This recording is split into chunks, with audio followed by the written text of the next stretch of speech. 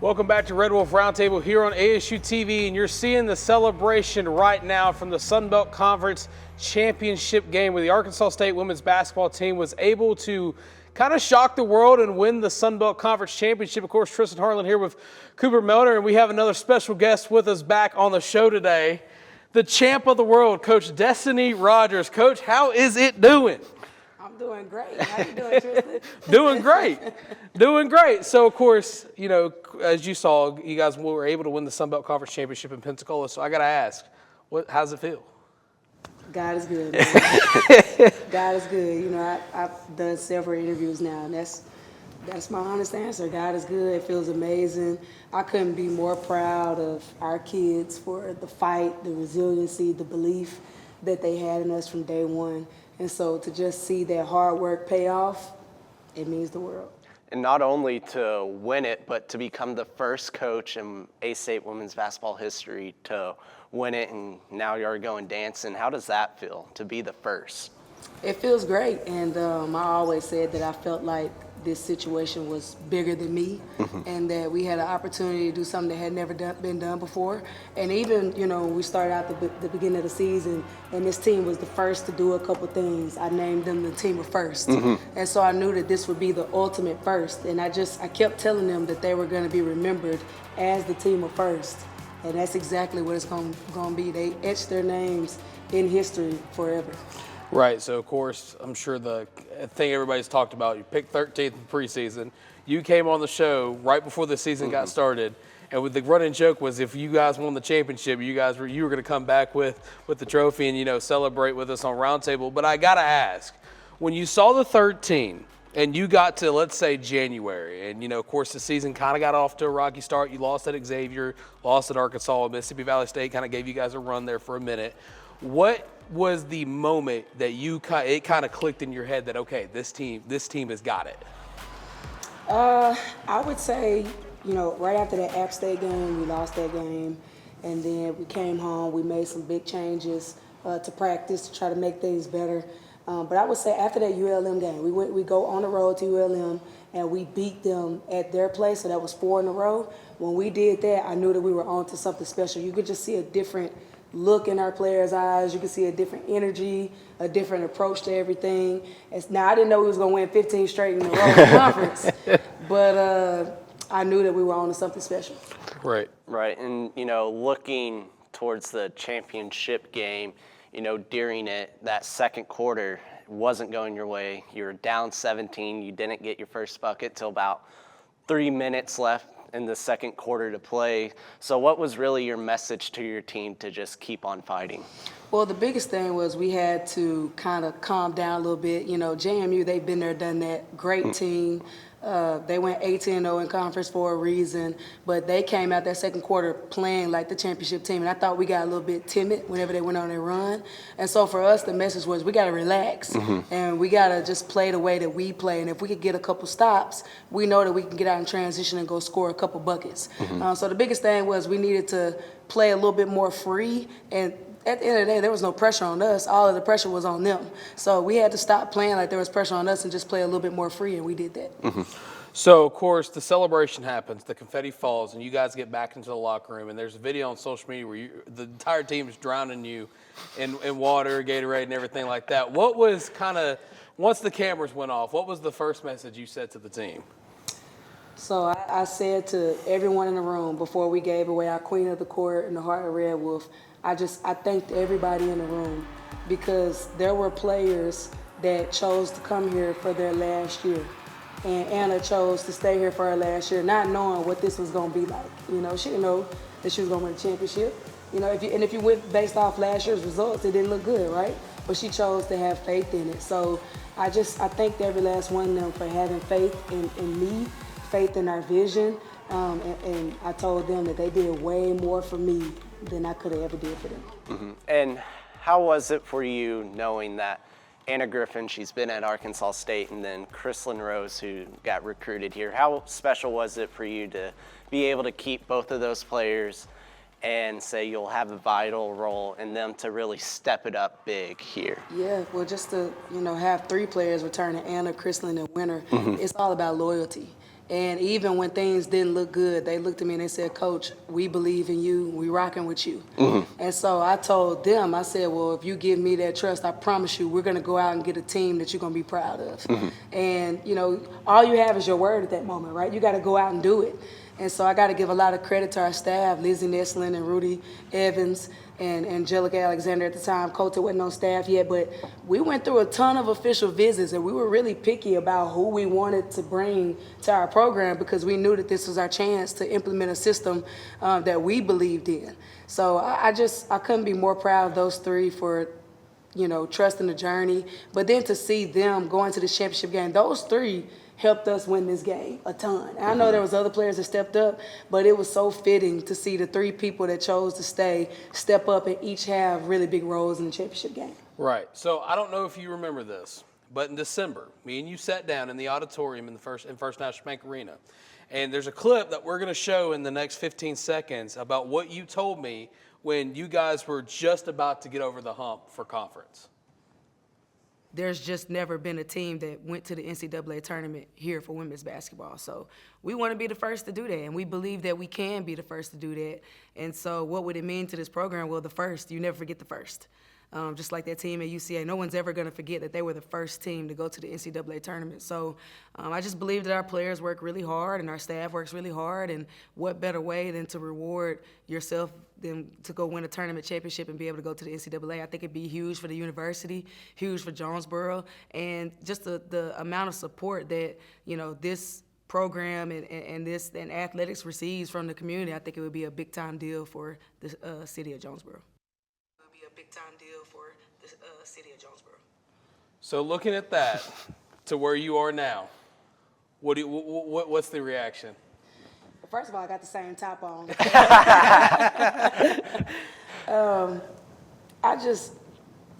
People think I'm crazy, and I am. I'm crazy about my faith in God. I believed it. I wasn't just saying that. I truly believed that we could do it. So to see the hard work and the belief pay off, I hope that someone could look at this story and see, you know, if you are struggling with your faith or anything like that, God will always come through. It may not be when you want him to, but he's going to always show up on time. So I couldn't be more thankful. You know, we chose to believe when a lot of people didn't, but also faith without works is dead. You got to put that faith into action. And so we worked hard every single day, and it was not easy. It was really hard. But I'm just a firm believer that when you go out there and you work hard, you do things the right way, success comes. And you brought up Winter, and, you know, she got 4 fouls early. How was she able to, you know, calm down and play, you know, because 4 fouls, you got to play a little bit more conservative on defense so you don't pick up that last foul. But she was able to come in late fourth quarter and throughout overtime to provide those pivotal minutes. I know you were happy to see that from her. Winter is a absolute winner. She knows what it takes. She's going to do whatever the team needs. But you got to think back to, I think it was like a minute something left, and she does like a little spin move on the free throw and gets that big time offensive rebound. That was huge. That's a winning play. That's a championship mentality play. And so for her to be able to go out there and be poised and be under control and play without fouling was huge. She stepped up and hit 2 big free throws for us. And not to mention, at the beginning of the game, she was on fire. Yes. And so she set the tempo at the beginning of the game, and she was able to come in and help us close the thing out. So I couldn't be more proud as her coach, but ultimately I couldn't be more proud to be her sister. Right. So looking at your timeline here at Arkansas State, of course, you were named the associate head coach after Matt Daniel left the program. Then you it literally just falls into your lap. You lose one set of roster, you kind of retool it, then you lose it again. You know, you have some family emergencies here and there that you and Winter both went through. But now, you know, amongst a lot of doubters, whether, you know, that's on social media and, you know, just fans alike not coming to games, what do you want to say to them as you're gearing up towards the next season when you guys are going to defend that title? Come support us. I think that we've done more than enough to earn your support. These women deserve it. And we want to see you at the bank. So I don't really care about the things that were said. I signed up for this business, and I know what comes with it. But now I hope and pray that people have a change of heart and that they show up and they really support this women's basketball program the way I believe it should be supported. And I got to say, shout out to Jonesboro, because they showed up in Pensacola. And it was a great time. And now, you know, we've just started something that is going to be the future of this program. This is the first. This is not a one-time thing. We truly believe that we can build on this and we can get to a point where we can dominate. You know, we want to be a program that's respected in the Sun Belt, a program that is a threat to win it every single year. So now I think it's the time for Jonesboro to step up and help us with resources, NIL, support in the bank. It's time to invest in women's basketball. And, you know, looking forward to the NCAA tournament, have y'all been looking at the bracket, seeing, okay, we might be playing here or there, or are y'all just like, you know what, give us whoever, we'll go out and play them? Yeah, I really didn't look at it much after the game. I was asked that question, but I have seen that they predicted us to either play Duke or Oklahoma, who knows. But regardless, we're not going there just to dance. We are going there to compete to win the game. Yeah. So we're going to take a couple of days off, and then we're going to get back to practice, and we're going to practice the same way we did leading into the tournament because we truly want to go win a game in the NCAA tournament. Right, Coach. And I guess my last one for you is, of course, and if you can't answer this is fine, but is there any kind of talks about a watch party for the fans to come out and support the team and kind of watch where you guys are going to get selected on Sunday? There will absolutely be a selection watch party. It will be announced tomorrow. Okay. Where it's going to be, what time. It's going to be a good deal. We want all the fans to come out, come experience this moment with us. This is the first time in history that we're going to get to do this. So we're looking forward to a great turnout to really celebrate the hard work that these young women have put in to be the first to ever go to the NCAA. Yeah, and I got nothing left to ask you. I just want to congratulate you, thank you. You know, you've been on the show since day one here at Arkansas State, and, you know, for me and Tristan being our senior year, our little last ride here, it was just great to see you to be able to put in all that hard work through the adversity you've been through, and we just want to thank you for, you know, always coming to Roundtable here. Well, hey, I appreciate y'all, and y'all have done an amazing job. But let me say this is just the beginning for you guys. While this may be ending, this is the beginning of something special for you. And so what I hope people can look at my story and see that, you know, life is going to knock you down sometimes, but that doesn't matter. Adversity is going to come. It's all about how you respond to it. Do you let it keep you down, or do you get up and you keep fighting? So my advice to y'all is keep fighting. Y'all have done a wonderful job. I'll always show up for you, and I'm looking forward to supporting you in whatever you choose to do. Right. Thank you, Coach. Well, Coach, again, thank you so much. We're going to send it to break. We'll come back. We'll have more coverage right here on the Red Wolf Roundtable. That is good.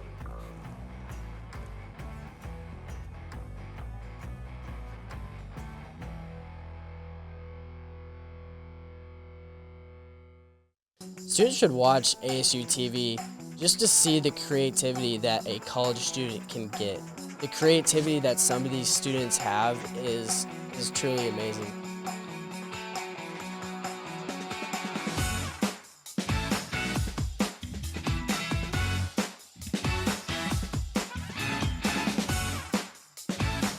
Getting that experience can really just take you further, and I feel like our program does that for a lot of students.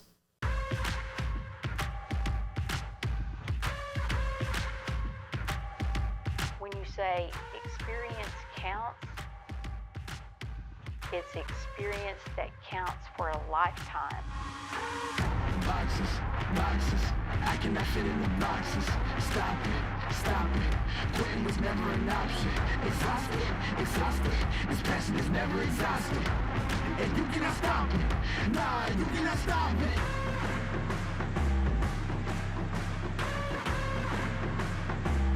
Quitting was never an option.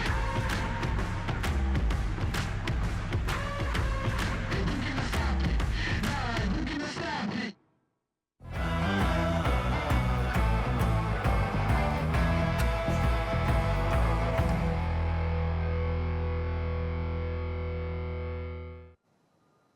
Welcome back to Red Wolf Roundtable here on ASU-TV. Real quick, I do want to again say thank you to Coach Destinee Rogers for coming on the show to talk to me and Cooper about the team and about how it feels to be Sun Belt Conference women's basketball champions. So once again, congratulations to them.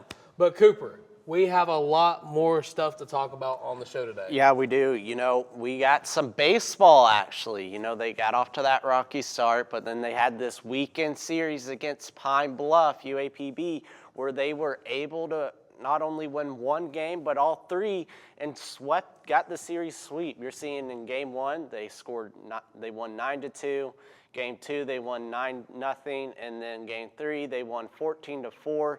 Run ruled them in 8 innings and outscored them over the weekend series, 32 runs to their only 6. Right, and again, this baseball team, first-year head coach Mike Silva with the Red Wolves, and you know we're starting to see kind of the more winning ways come from Coach Silva, and I'm glad to see it because, of course, A-State baseball has kind of been on the downhill slump as of the last couple of years, but.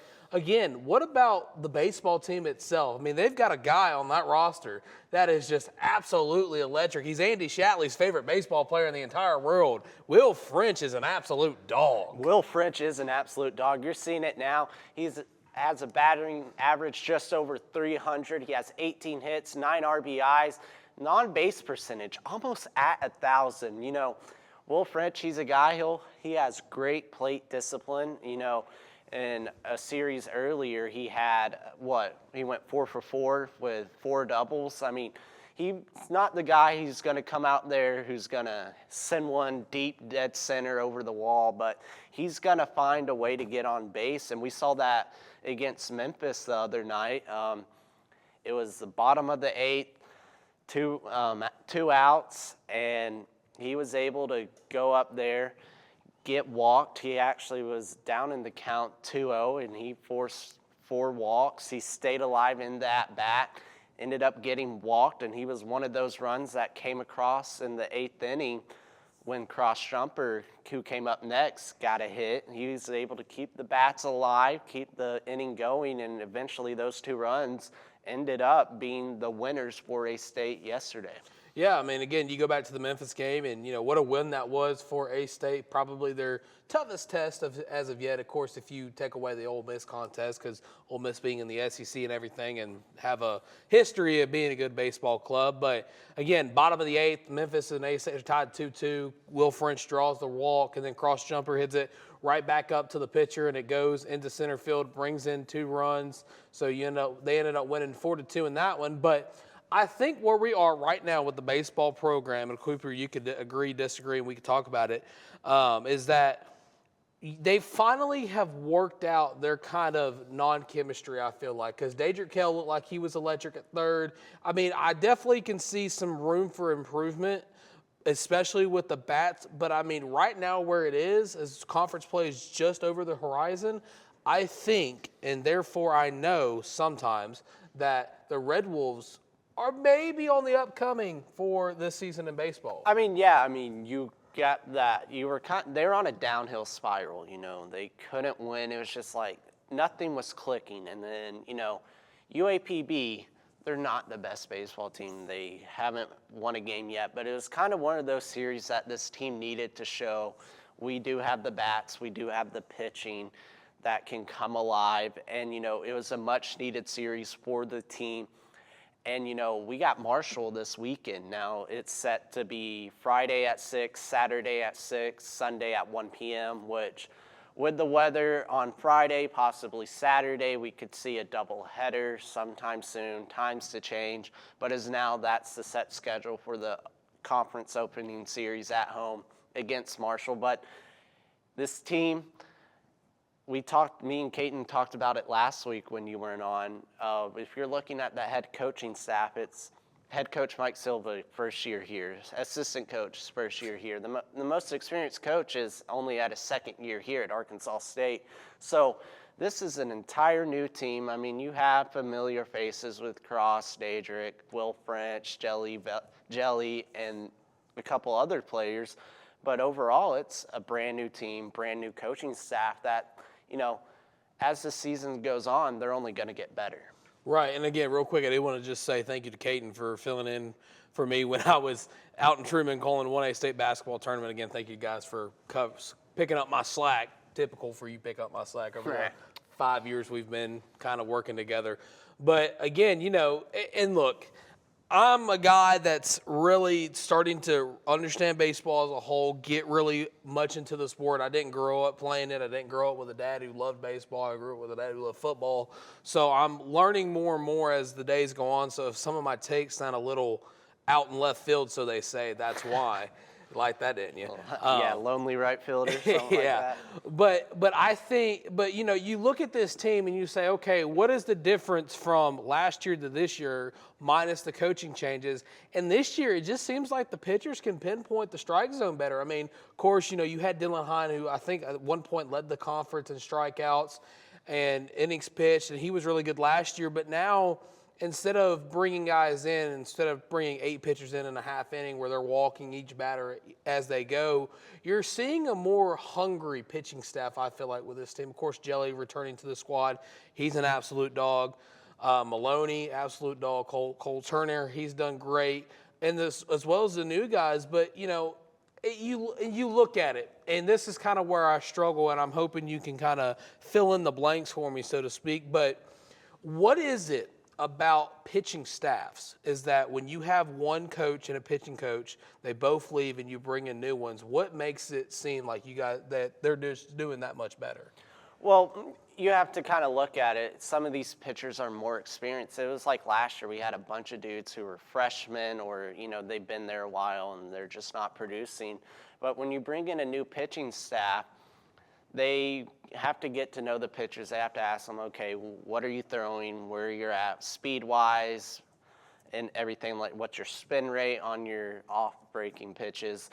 And so it's just chemistry. It comes down, maybe it's just a better fit and everything. Maybe they have more confidence in their pitchers. I mean, we saw it last night with Jelly. He got the bases loaded, no outs, whereas that happens last year. He's given up about 5 runs. He comes away, strikes the dude out, gets a pop fly, and then ends the inning only giving up 1 run. And for him to do that really kept them alive in that game. So it just comes down to confidence in your pitchers and trusting them, because he got the bases loaded. They had a little mound meeting. Calm down, relax, do your thing, and, you know, just let them go out there and pitch. And it just comes down to trust as well with the staff. Right, and one thing that I kind of want to bring up as you're looking at the schedule now, of course, the Marshall Series this weekend, barring the weather, you got a San Marcos, Texas State, first road Sun Belt Conference Series, and then UCA and Conway. But I want to ask you is that, and I don't know if this is an official term or not, but we're just going to go ahead and make it our official terminology. But you have the old Tom versus the new Tom, where the old Tom is just dirt and grass, and now you have turf and, you know, new base paths and stuff like that. So, you know, do you find that to be probably where more of the kind of resilience is coming from? Well, you could use that as a recruiting spot now as well, because, you know, if you looked at the old Tom and everything, the baseball field, it was like looking patchy, wasn't looking too good at times. And then the facilities weren't looking great. And, you know, they, from what we heard, we could be wrong, but from what we heard, they were saying, promising players, yeah, you come here, we're getting turf, this, and that. And it's like, when is it going to happen? Well, now they have that, and players are seeing, okay, they're actually making changes to this field. It's not, oh, they're telling us this to get us to come here. It's actually happening now. They're adding turf. They added a video board. So they're thinking, okay, they're adding all this new stuff. You know, next is going to be the baseball facility. They're going to get better batting cages, things like that. You know, they're seeing the work being done to the stadium. So it adds an extra motivation, like, okay, they do care about us. They're going to spend, they're wanting to spend money on our team, on our program. So, you know, why not, you know, give them a little extra boost to play harder, to bring in more talent and things like that. Right. Well, we're going to send it back to break. When we come back, we have one more segment on the show to talk about, and it's a sport that you're just going to have to wait and see. Yeah. Watch the Red Wolf Roundtable right here on ASU-TV.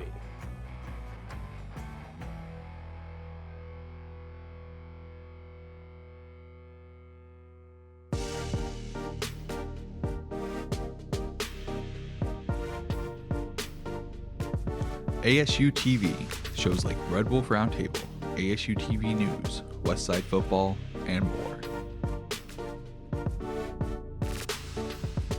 Gain real-life experience while doing what you love.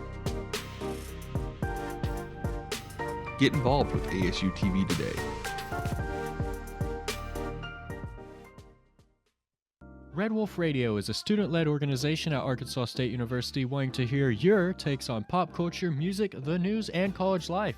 Just about anything you can think of. Located in the Education and Communications building on campus, we are always looking for more volunteers. So if you're an Arkansas State University student, no matter the major, and this is something that interests you, shoot us an email at redwolfradio@astate.edu. That's redwolfradio@astate.edu. Let them hear you howl.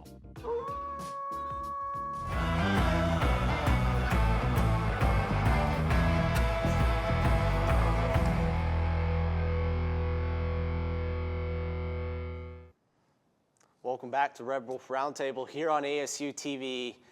And now it's time to talk about the men's basketball team. Mr. Sullivan or whoever's at graphics, pop it up. That's all I got to say right there. Troy defeated us, out-hustled us, outplayed us,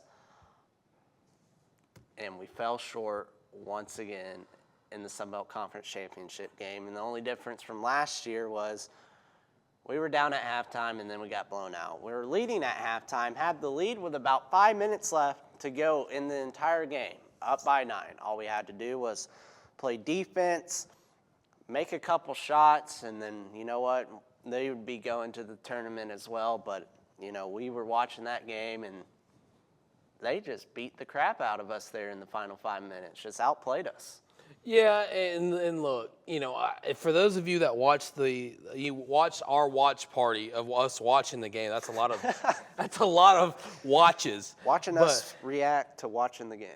Yeah. And then watching my watch tell me what time it is. Yeah. But I said some things that I want to go back. I don't want to apologize for anything I said, but Nope. but what I want to say is that I went back and watched the game. And I still agree with some of the things I said about the foul calls. Yes, it does ruin the game that I love being basketball. But I want to say that, for one, Arkansas State should not have put themselves in that situation to lose because of refs. Now, I'm not saying they lost because of the refs. I'm saying it did not help. Now, when you have a team like Arkansas State, where on paper they are arguably one of the best teams in the Sun Belt, which they were, because they took a fourth of the Sun Belt Conference regular season trophy. I just feel like they got, I guess, they were happy with the regular season trophy. Now, don't get me wrong, yeah, that's cool, but don't let that dictate you kind of being on cruise control in the actual championship game, because now instead of going to the big dance in March, you're looking at the not important tournament. You're looking at the CBI again. I mean, there's a lot of postseason tournaments that, yeah, on your resume looks good, but at the end of the day, you guys should be in the conference. Guys should be getting ready for the big dance. I mean, the women did it. Now it's time for the men to do it. I mean, that's 2 years now that you've lost in the championship game. You're starting to look more like the bowling team getting to the national championship and choking when it matters most. Yeah, and you know, last year it was like, okay, it's first year head coach. We really don't know what to expect. And they went on that rally at the end of the year, got the 4th seed, you know, make the conference tournament, and came up short to James Madison. And we kind of talked about it a little bit before the year started. It was like, okay, the expectation is to go to the conference tournament. Not only that, win the Sun Belt regular season, and then win the conference tournament. And then throughout all offseason, they just kept bringing in player after player after player. And you're thinking, this is the team to do it. This is the year. You know, we're getting this feeling. They're going to be in the tournament. And, you know, they started off the year so good. We were talking about it before the show. Went to UAB, got down by 20-something, rallied all the way back and won. Went to Memphis and won. Not only did they beat them, they beat the brakes off them. They were dominant all game long. And it was kind of, we were talking, it was like, where was that team? Because at the end of the year, some of the biggest games for that team, South Alabama, got beat at home. Troy at home, got beat. And then you go and have the biggest game of your life again against Troy in the Sun Belt Conference Championship game, and you got beat once again. It was like completely different team playing. I mean, normally you feel like teams get better as the year goes on, But where was that team that was able to go toe-to-toe with ranked 2 Alabama? The team that was able to go into Memphis and knock off the 16th ranked Tigers, or the team that was able to go to Birmingham and knock off the Blazers after being down 20 plus? Like, where was that team at? Because it looked like a completely different team, didn't have the same fight. They were getting desperate, trying to throw up shots. It was just a completely different team out there. Well, and I don't want to keep on saying this without giving, a fix or, use something of some kind of substance so it doesn't just seem like we're throwing dirt on the men's basketball program. But what I want to say is this, okay, you go to South Alabama, you lose to South Alabama, you get beat at home to South Alabama, you play South Alabama in the tournament, they're pressing you, they're beating you, you figure out a way to win, but then Troy does the exact same thing and there's no adjustments made. Darian Ford, who had injury problems the entire second half of the year, was playing absolutely phenomenal, and he's getting taken out with like 16 minutes left to go in the second half. DeAndre Dominguez, he has been on fire ever since the ULM game. He does not play that much. He's knocking down shots consistently. He's on the bench when he needs to be on the floor. Kobe Julian. Now, here's what I want to say about Kobe Julian. Now, yes, I respect his game. I respect who he is as a basketball player. But my issue is that he came to Arkansas State as the reigning Sun Belt Player of the Year, the guy who should have put the Arkansas State Red Wolves over that hump to win the conference tournament to go to the big dance. Instead, he goes from averaging about 25 a game to averaging 15 a game because all he's wanting to do is take a lot of threes. Now, I get that may be the system, but when you have a guy like that, Cooper said it all year long, run set plays for him because when he's driving inside and he's floating it up with the left hand, he's knocking those down consistently. But then when you have Joseph Pinion, who was at the beach but couldn't find water, I mean, I don't know what that looks like. I don't know what the offseason looks like. But look, here's what I'll say before you give your final thoughts or whatever. I just think there's a lot of holes in this team, in this program, that they are going to have to fix in the offseason because you're losing a lot of players, and there's also going to be kind of a shift of momentum when the athletic department and everybody in Jonesboro starts to focus on the women more than they are the men. Yeah, and it's kind of one of those is Hodgson's really philosophy and game plan. Is he going to have to change that because he's always living and dying by the three, and I get you want to stick with your game plan, but I mean, we saw it at the end of the year, regular season. You weren't knocking down three-point shots. You need to make halftime adjustments, and none were made. And then we get to tournament time, and it's kind of same story. Barely scrape out a win against Marshall, barely scrape out a win against South Alabama, and then, second half rolls around against the Troy game. I mean, the first half, it felt like the way we were playing, even when we were up 9, it felt like we were losing just because it was like, we just weren't looking good. And then second half rolls around and then can't hit a three-point shot, and then no adjustments were made. Right. Well, and again, I hope Coach Hodgson figures that out next season. Now, we won't be here to talk about it. It'll be a fresh new set of faces to talk to you guys about it. Whoever it is, I'm excited to see who comes on the show, who dons the Red Wolf Roundtable polos and talks to you guys about all things A-State athletics. But, again, there's just a lot of things to fix in the offseason, and I'm excited to see what they can do come next year when the season gets underway, to see who comes on this show to talk about it once we're gone. But, Cooper, I think that's been enough talk for one day. Yep. Of course, we had Coach Rogers on, and next week, a big week because, again, March Madness selection show You're is seeing Sunday. it now, the champs. Arkansas State women's basketball program is going to be selected to play somewhere in the big dance where you're going to have to wait and see, because when the watch party is announced, at least I will be there. I don't know about you, Cooper, but I will be there streaming live on the Red Wolf Roundtable Instagram, so be sure you guys are watching out for that. But for Cooper, I'm Tristan saying so long and goodbye.